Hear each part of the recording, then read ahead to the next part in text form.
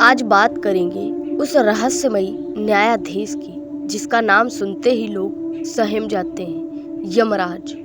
कौन है वे और किस आधार पर तय करते हैं कि आत्मा को स्वर्ग मिलेगा या फिर नरक, और आखिर किन कर्मों के कारण इंसान को यमलोक की भयानक यातनाएं झेलनी पड़ती हैं। यह कहानी सिर्फ डर ही नहीं बल्कि सही जीवन जीने की भी सीख देती है।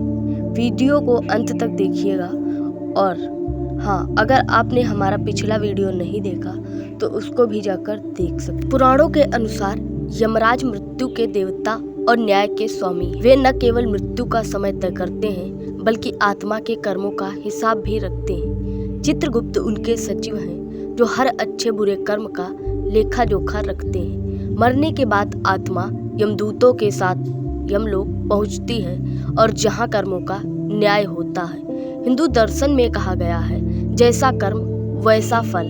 यमराज जात धर्म या धन को देखकर नहीं देखते, केवल कर्मों का वजन तय किया जाता है कि आत्मा को स्वर्ग मिलेगा या फिर नरक। अच्छे कर्म जैसे दया, ईमानदारी, सेवा आत्मा को ऊंचा उठाते हैं, वहीं पाप, हिंसा, छल, लालच, भ्रष्टाचार आत्मा को गिरा। गरुड़ पुराण और भागवत पुराण में कई प्रकार के पाप बताए गए हैं। कुछ मुख्य श्रेणी इस प्रकार से हैं। निर्दोष प्राणियों को मारने वाले, चाहे वह इंसान हो या पशु, झूठी गवाही, छल कपट, रिश्वत लेने वाले, धोखेबाज, लालची, अनैतिक तरीके से धन को बटोरने वाले, व्यभिचारी, दूसरों का शोषण करने वाले, यौन हिंसा करने वाले और इसके अलावा प्रकृति को नुकसान पहुंचाने वाले, जल, जंगल, जीव जंतु का विनाश करने वाले। इसके अलावा माता पिता का अपमान, बुजुर्गों और गुरुजनों का अनादर करने वाले।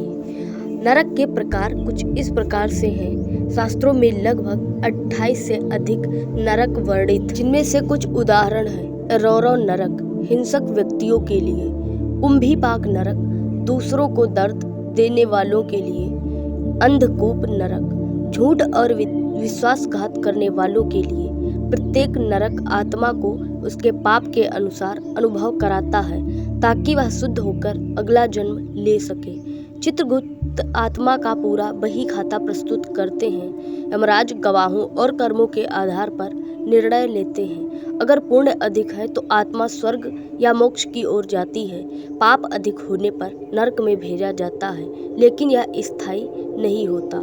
यातना समाप्त होने के बाद आत्मा को पुनर्जन्म मिलता ही है। यह कहानी आपको डराने के लिए नहीं है, हमें यह सिखाती है कि जीवन में सत्य, दया और सेवा का मार्ग अपनाना चाहिए। छोटी छोटी आदतें जैसे ईमानदारी, दूसरों की मदद, प्रकृति की रक्षा ही हमें यमराज के कठोर न्याय से बचाती है। तो दोस्तों, यह थी यमराज की न्याय प्रक्रिया और नरक का रहस्य। आखिरकार संदेश यही है कि कर्म ही हमारा असली धन है। यदि हम दया, ईमानदारी और सेवा का रास्ता चुने तो कोई यमदूत हमें छू भी नहीं सकता।